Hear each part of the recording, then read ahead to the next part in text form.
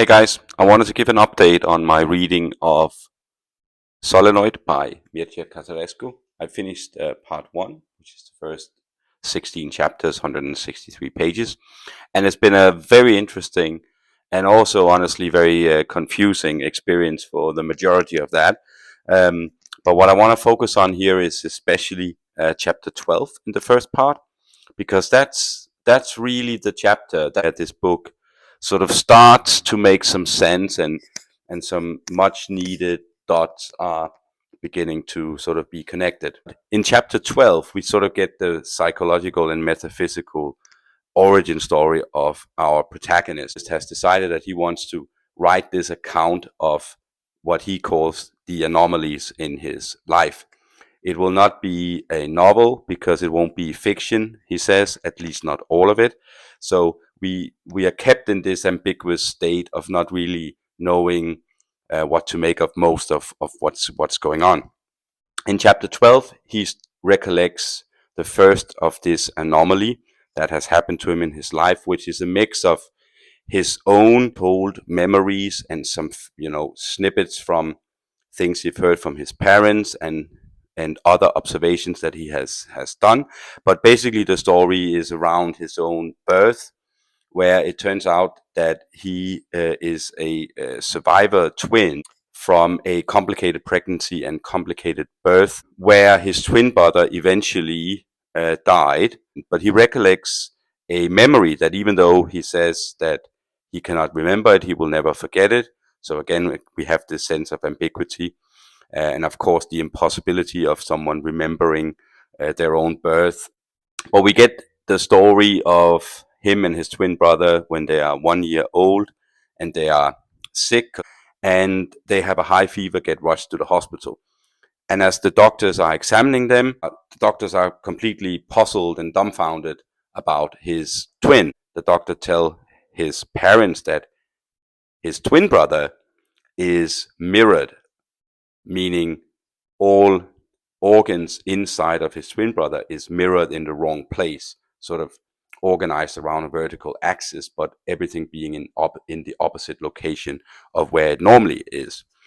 And I found this description of that was akin to Gabriel Garcia Marquez in 100 Years of Solitude, and this very physical representation of that duality by having his twin brother, whom he is a part of, whom shares or has shared his consciousness during pregnancy, to have that sort of physically manifested by having the twin brother's organs and internal systems being mirrored is a very sort of Marquez way of illustrating a metaphysical concept into a physical reality. And I think Cartarescu has himself said that he owes a debt of gratitude to Marquez, and he's a big fan of Marquez's work. So I do think that comparison is not too far fetched. He describes in this chapter that the absence of Victor, his brother, who dies. We are not sure how, but all of a sudden he has disappeared from this hospital, 1 year old, and nobody knows where he is. But the doctors tell his parents that, oh, he's dead, but they don't have a body. So we are also quite left in ambiguity about that. And our protagonist says that throughout his childhood, his mother has given him different stories around how that happened. Sometimes the twin brother died right after birth, sometimes when he was 4 months, sometimes when he was 1 year. And, this is not clear exactly what has happened, but this is the way the story is told in this chapter.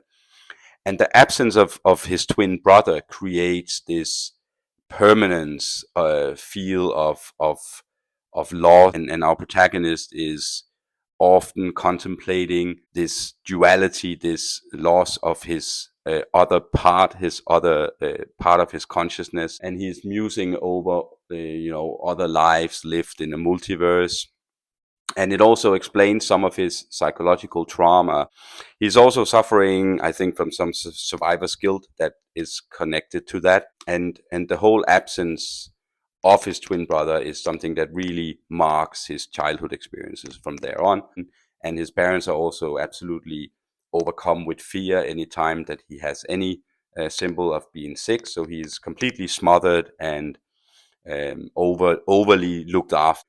Chapter 12 really gives this sense of connecting his obsession with metaphysical reality and perhaps a fourth dimension into which his twin brother has vanished, and sort of grounds all of that into a somewhat real experience that had happened to him in his childhood. There are still a lot of questions that are unanswered.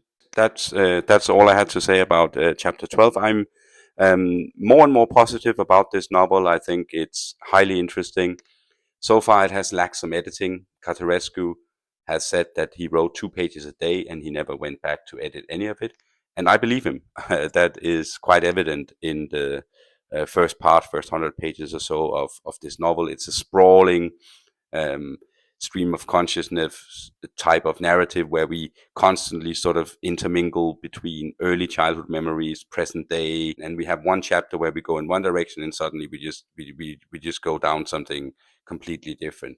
There are also some references that Cartarescu makes, which I think are mistakes that hasn't been discovered because there was no editing. He describes life in the 80s, and he makes a reference to a fingerprint being registered on a phone. That must be a cell phone that did not exist in 1981. So there are small snippets here and there, which is a bit odd, but overall the experience of reading it is very interesting. Yeah, I'll continue reading and give you more updates in the future. Thank you.